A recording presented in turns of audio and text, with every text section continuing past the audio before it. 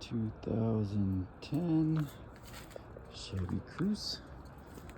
If you're trying to do a remote start in it, it's actually a really nice kit from 12 Volt Solutions, but you have to find the BCM. That happens to be down here.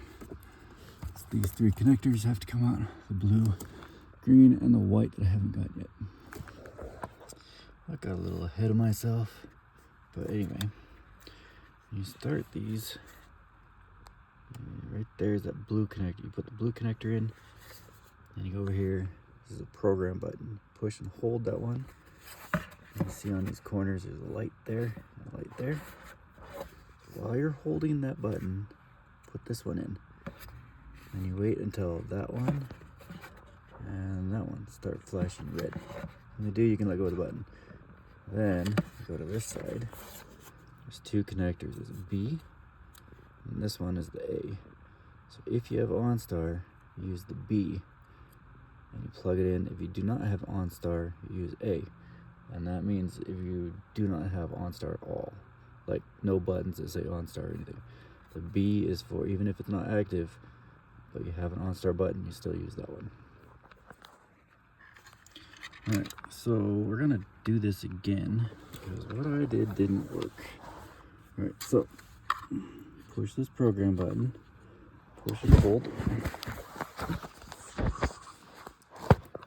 And while we're holding it, plug this black connector in right over here. And hold it until those lights start to flash and you let go. Alright, then on this side, this one says B. It says if you have an OnStar button, it doesn't have to be activated. If you have any kind of OnStar button, that one has to be used. If you do not, you can use A. So now we're going to program it. Take the key, in the ignition, turn it to run, not start, just run. Wait for the light to flash green like that. Turn the key off, pull it out. It turns red. Put it back in. Turn the key to run again. It turns off. Turn the key off. Take the key out. Put the key back in. Turn it to run again. And when those lights go off, you'll hear this clicking. It means it's ready to go. So I'm gonna try to do this the hard way. So we gotta start it. This is the last of the programming. You push and hold on the brake.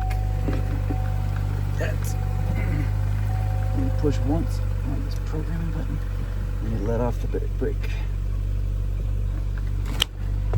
Should be all you have to do. Now it knows when you push on the brakes. All right. Other than the sensor and wire, putting this thing in nicely. It's kind of a mess right now. That's all we got left. All right. So without the long range sensors in there, you can push the lock button 3 times and it should start. 1, 2, 3. See if it works. There you go.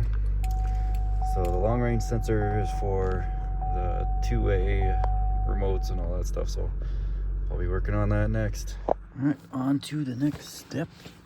So we have this antenna. There's a little button there. There's LEDs up here, so you can see what you're doing. So first, put an antenna cable. So we can do this and record at the same time into the antenna. And I find the correct port on the box down here, which I believe is this one here labeled D1 Web Link, I think. It's the only one that looks like the right connector. Just like that. All these other ones are all the wrong color, so they're obviously not the right ones. Okay, then there's long directions in case you guys want to read it.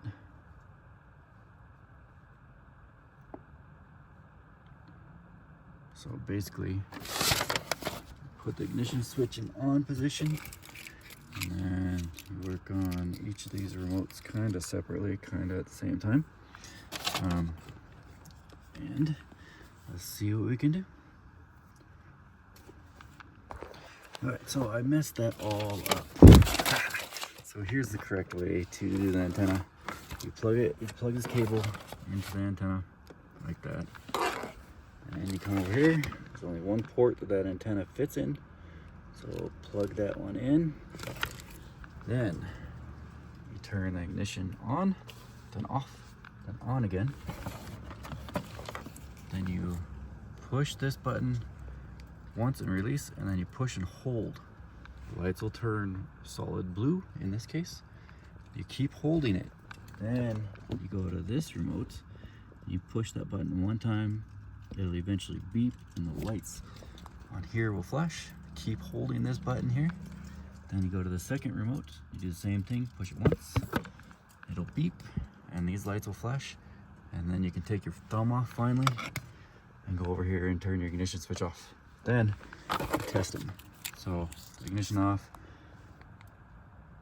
1, locks the doors. 2, lock the driver's door. Second time, it'll lock that door. And then you push it 3 times, or you hold it for 3 seconds, it'll try to start the car. But in this case, it may not work because the door's open. Anyway, that's what it was supposed to do.